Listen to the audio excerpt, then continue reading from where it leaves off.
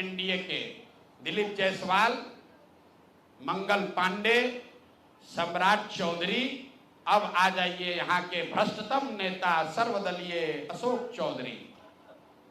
माननीय मुख्यमंत्री नीतीश कुमार के दाहिने हाथ, इनका हालत देखिए। ये तो आदमी पूरे बिहार में रिकॉर्ड बना दिया भ्रष्टाचार का। हम लोग अभी तक सुनते आए हैं कि लालू जी बेनामी प्रॉपर्टी खरीदते थे। अब इनका देखिए बेनामी प्रॉपर्टी का हालत। ये दस्तावेज इतना है कि जैसा मुन्ना जी बता रहे हैं कि समेटते समेटते हम लोग थक गए कि भाई कितना भेजोगे। हमने अब कह दिया भाई अब और जमीन का कागज मत भेजो। भाई साहब के एक पीए हैं, पीए थे दत्त साहब, योगेंद्र दत्त, नाम याद रखिए। अशोक चौधरी के पीए योगेंद्र दत्त 2019 में, जरा कागज निकालिए, 2019 में अशोक चौधरी जी ने 34 लाख रुपया में योगेंद्र दत्त के नाम पर विक्रम में 1 एकड़ जमीन, करीब करीब 1 एकड़ जमीन, 0.7 एकड़, 23 कट्ठा जमीन इन्होंने खरीदा।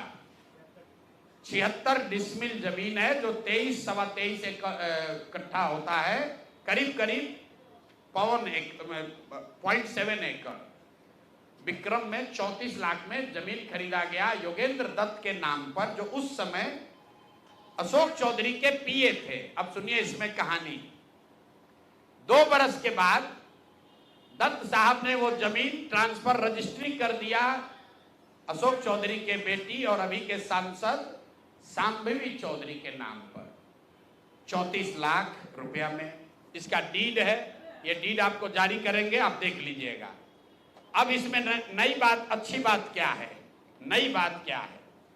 34 लाख रुपया में जो दत्त साहब ने जमीन खरीदी थी और यहां रजिस्ट्रार ऑफिस में लिखा गया 34 लाख रुपए में दत्त बेच रहे हैं जमीन शांभवी चौधरी को, और एक दत्त साहब को पैसा कितना गया बैंक से? 10 लाख रुपया। वो बैंक का अकाउंट डिटेल है, जरा दीजिए, तारीख आपको बता देते हैं कि 2 साल के बाद जो जमीन अशोक चौधरी ने अपने पीए के नाम पर खरीदी थी, वही जमीन वापस 2 बरस के बाद अपने बेटी के नाम पर लिखवा लिया, और 34 लाख के रुपए के जमीन के एवज में अशोक चौधरी ने दत्त साहब को 10 लाख रुपया बैंक से भेजा।